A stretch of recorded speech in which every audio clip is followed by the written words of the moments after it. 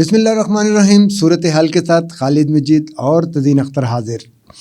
آج کی صورتحال بہت کچھ سوچ کے ہم بیٹھے تھے کہ ہم بات کریں کرونا کی وجہ سے پابندیاں اور بہت ساری چیزوں کے بند ہونے کے حوالے سے، کہ اعلان کر دیا گیا کہ شادی کی تقریب میں 500 سے زیادہ افراد کھلی جگہ پہ کسی بارات یا ولیمے میں بیٹھ سکیں گے. ہم لوگ یہ بھی چاہتے تھے کہ آج ہم بات کریں کہ شہباز شریف اور حمزہ شہباز پر لگنے والی عائد ہونے والی فرد جرم کے حوالے سے.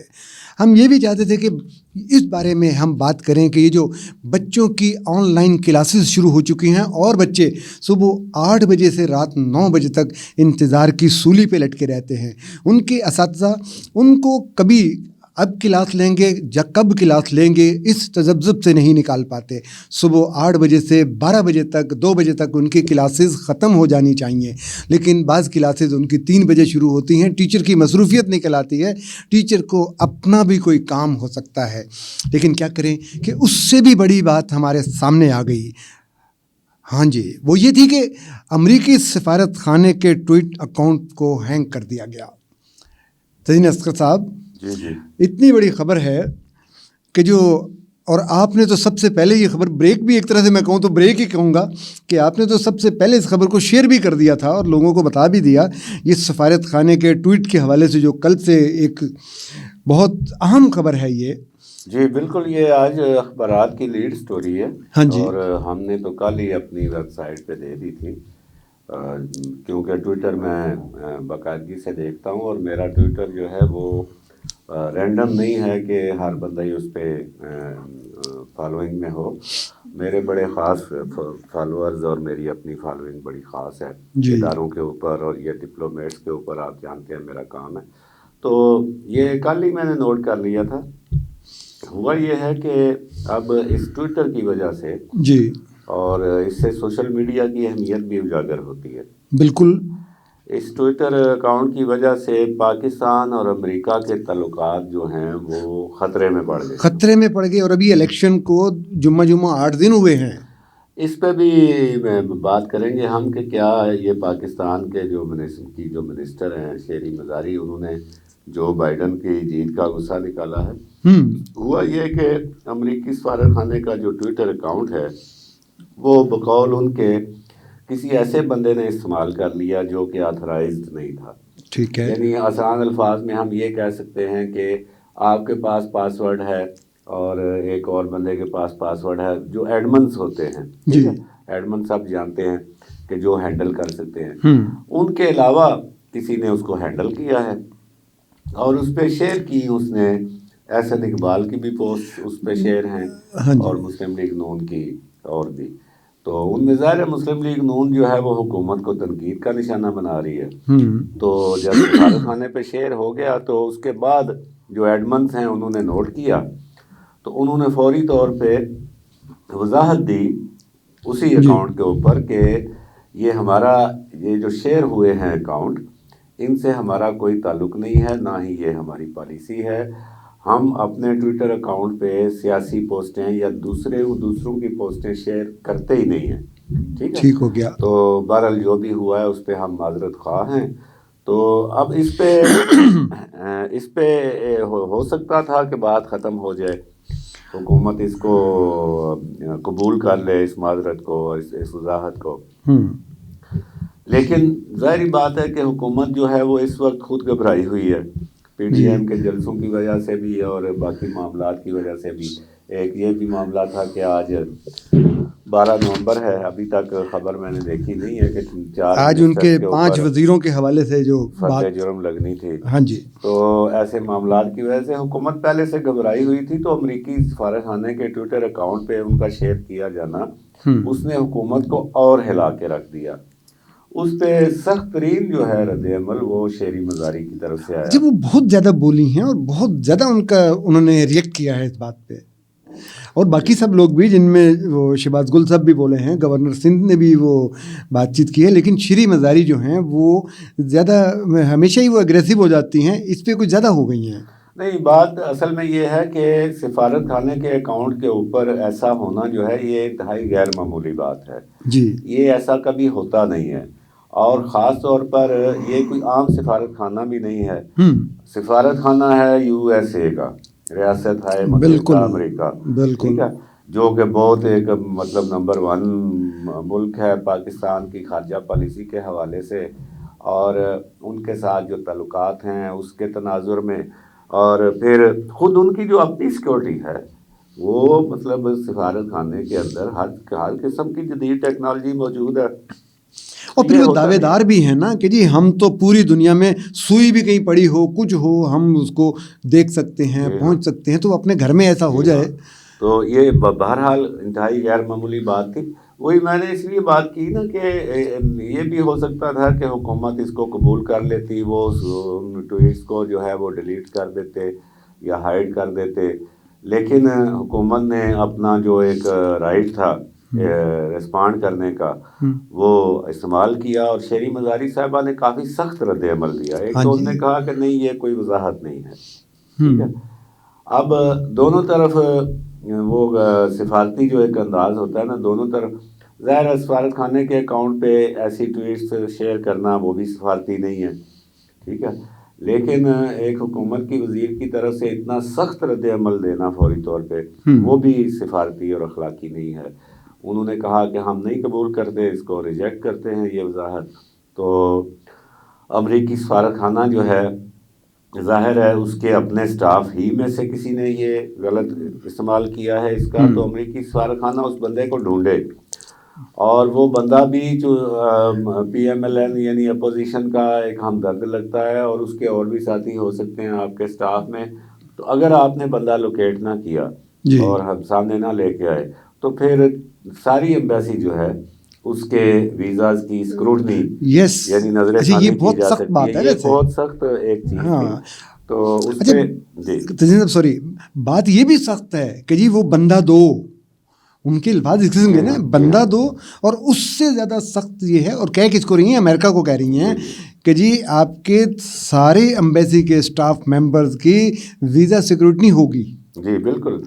تو ویزا کے حوالے سے تو آپ کو پتہ ہی ہے نا، ایک تو ان کو پیپلز پارٹی کے خلاف جب یہ کوئی بات لے کے آنا چاہتے ہیں تو اس میں حسین حقانی کا لامحہ ضرور دیتے ہیں کہ جی اس نے وہ کہ جی انہوں نے امریکیوں کو دھڑا دھڑ ویزے جاری کیے. بالکل صرف حسین حقانی کا یہ پریروگیٹو تو نہیں تھا نا کہ وہ ویزے دیتے، اس میں سارے سیکورٹی افسران اس وقت کا جو سیکورٹی اسٹیبلشمنٹ ہے ایک بندے کا کام تو نہیں ہوتا، وہ ساری آن بورڈ تھی.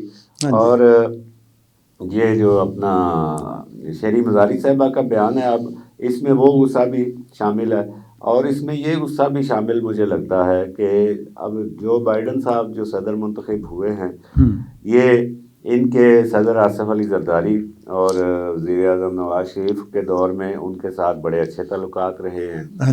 ڈونلڈ ٹرمپ جو ہے وہ عمران خان کے ساتھ بڑا فٹ جا رہا تھا.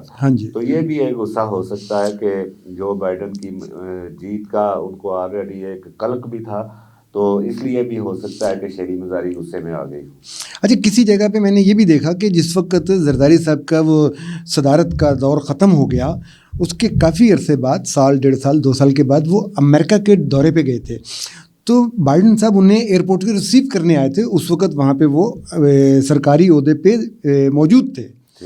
تو چھوٹی سی بریک لے لیں، بریک کے بعد باقی بات کرتے ہیں. اس پہ بات جاری رہے گی. ناظرین چھوٹی سی بریک لیتے ہیں اور بریک کے بعد دوبارہ ملتے ہیں. دیکھتے رہیے صورتحال.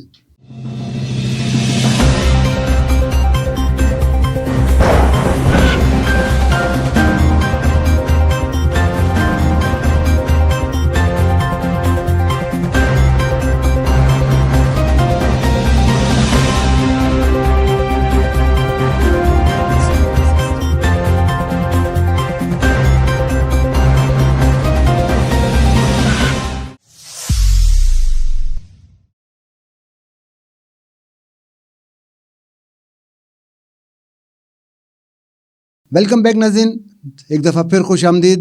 صورتحال دیکھتے رہیے. تزین اختر صاحب، GB الیکشن بالکل اب سر پہ آ گیا ہے.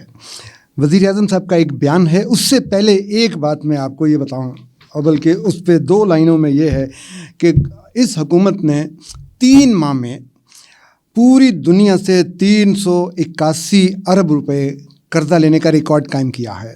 پاکستان میں آج تک کسی بھی حکومت نے 3 ماہ میں اتنا قرضہ نہیں لیا.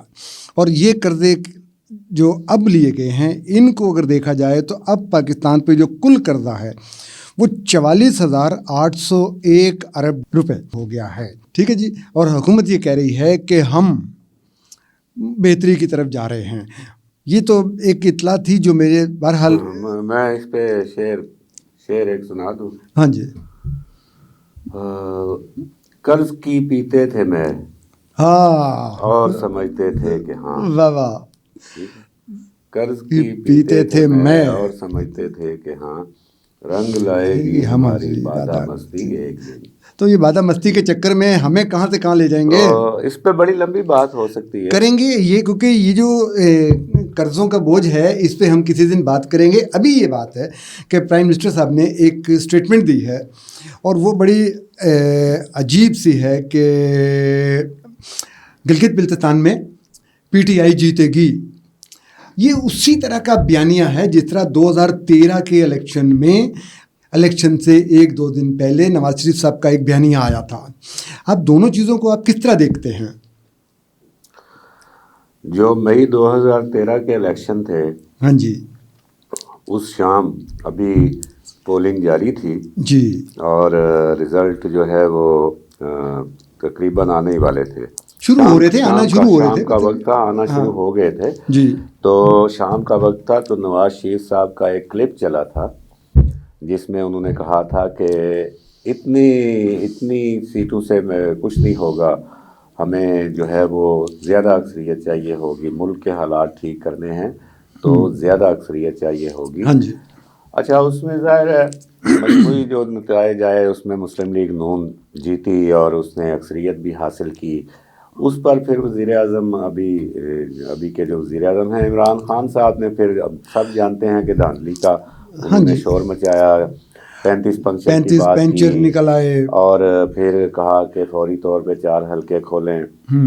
ان 4 حلقوں میں بھی ویسے تحقیقات کے بعد صورتحال جو ہے وہ دوسری برآمد ہوئی تھی, دھاندلی ثابت نہیں ہوئی تھی. بہرحال ان کا ایک موقف تھا کہ یہ نواز شریف صاحب نے جو خطاب کیا ہے پولنگ اسٹیشنوں کے دورے کے دوران, یہ انہوں نے سنایا ہے اسٹیبلشمنٹ کو, اور اسٹیبلشمنٹ کو یہ پیغام دیا ہے کہ مجھے سادہ اکثریت نہیں چاہیے, مجھے بھاری اکثریت چاہیے. ٹھیک ہے. اور یہ انہوں نے اثر انداز ہوئے ہیں وہ, اور انہوں نے پیغام دیا ہے اسٹیبلشمنٹ کو, اور یہ ثبوت ہے دھاندلی کا. ٹھیک ہے. اب جو آپ ڈھونڈ کے لائے ہیں آج کا موضوع, وزیر اعظم عمران, آج سپر لیڈ لگی ہوئی ہے بعض جگہوں پہ کہ گلگت بلتستان میں PTI جیتے گی, وزیر اعظم عمران خان صاحب. ٹھیک ہے. تو یہ وہی منظر بن گیا. تو اس وقت تو اس چیز پہ انہوں نے بہت اعتراض کیا تھا. یہ تاریخ اپنے آپ کو دہرا رہی ہے یا وہ یہ چاہتے ہیں کہ جی, یا انہوں نے بھی پیغام پہنچا دیا؟ دیکھیں نا, ایک تو وزیر اعظم پاکستان جب اس طرح کی بات کرے گا, اب ان کو کون بتائے بھائی کوئی انتخابی ضابطہ اخلاق ہوتا ہے, کوئی کھیل کے کوئی اصول و ضوابط ہوتے ہیں. آپ وزیر اعظم پاکستان ہیں, ادھر الیکشن ہونے جا رہے ہیں, 3 دن صرف بقایا ہیں.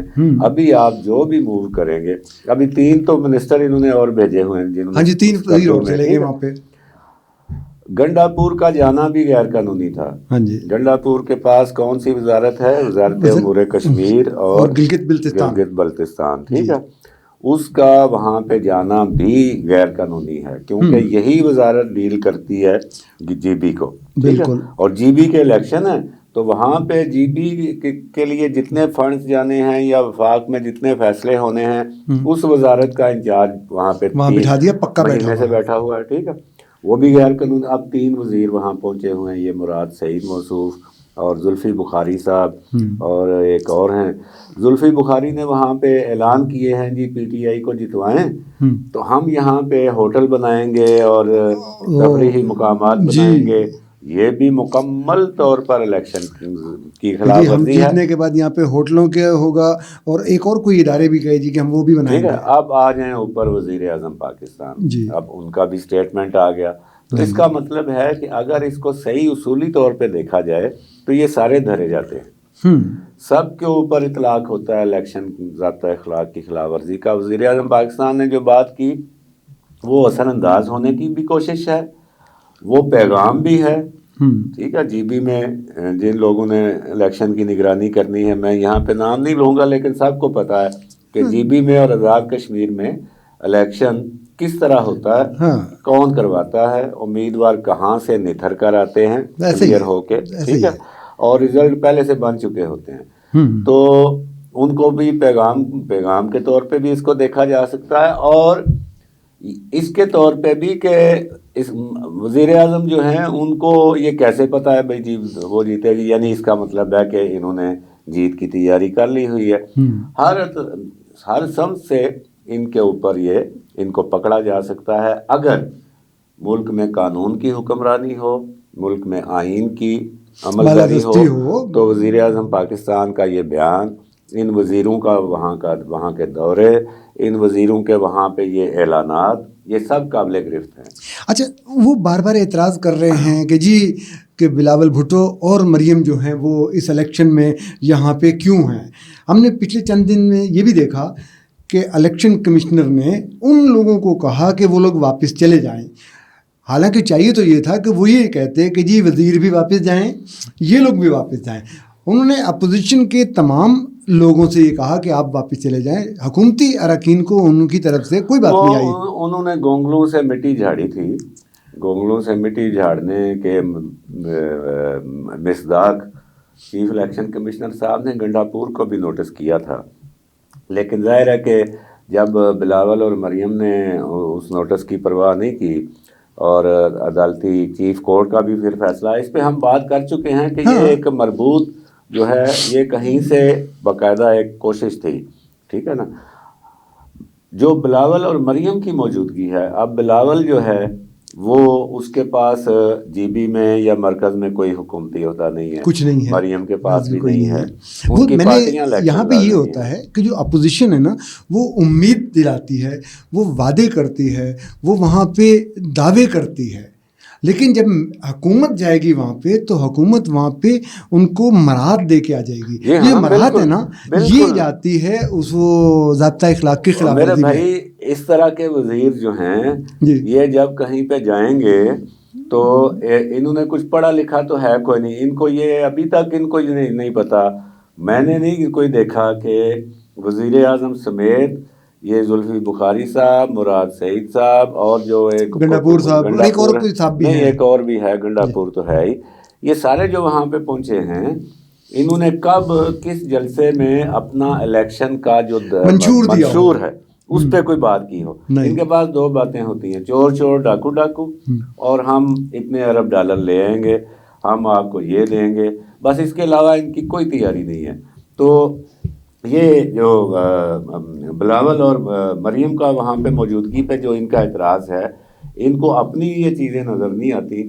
یہاں میں ایک اور بات یہ ضرور کروں گا کہ آپ ایک کام کریں کہ جی بی میں بھی اور آزاد کشمیر میں، آگے آزاد کشمیر کے الیکشن بھی آ رہے ہیں، وہ بھی نزدیک ہیں، ٹھیک ہے، مزید ابھی کھچ پڑے گی۔ ایک تو یہ الیکشن جو ہے یہ شغل و شغلی ہو رہا ہے، ٹھیک ہے، کھچ والا الیکشن ہے، اس میں مزید پڑے گی، اور وہاں پہ زیادہ بھارت جو ہے وہ اس کا ایکسپلائٹ کرے گا۔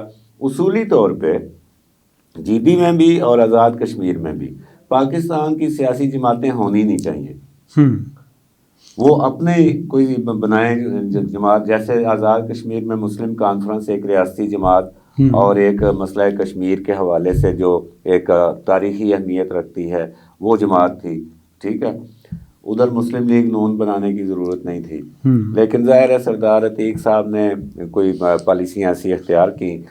پاکستان کی سیاسی جماعتیں ان کو جی بی اور آزاد کشمیر میں ہونا ہی نہیں چاہیے۔ بالکل ٹھیک کہا تیزین اختر صاحب، ایسا ہونا چاہیے، قوانین میں اتنی لچک ہونی چاہیے اور اتنی فراخ دلی ہونی چاہیے کہ وہ ہمارا صوبہ ہو، ہم وہاں پہ اس کے کسی حد تک مختار بھی ہوں، لیکن ہم اس طرح نہ کریں جیسے کہ اب ہمارے سلوک جو ہیں دوسروں کے لیے وہ انگلی اٹھانے کا موقع ملے۔ یہاں پہ لیں گے آپ سے اجازت، خالد مجید اور تزین اختر کو دیجیے اجازت، اللہ حافظ۔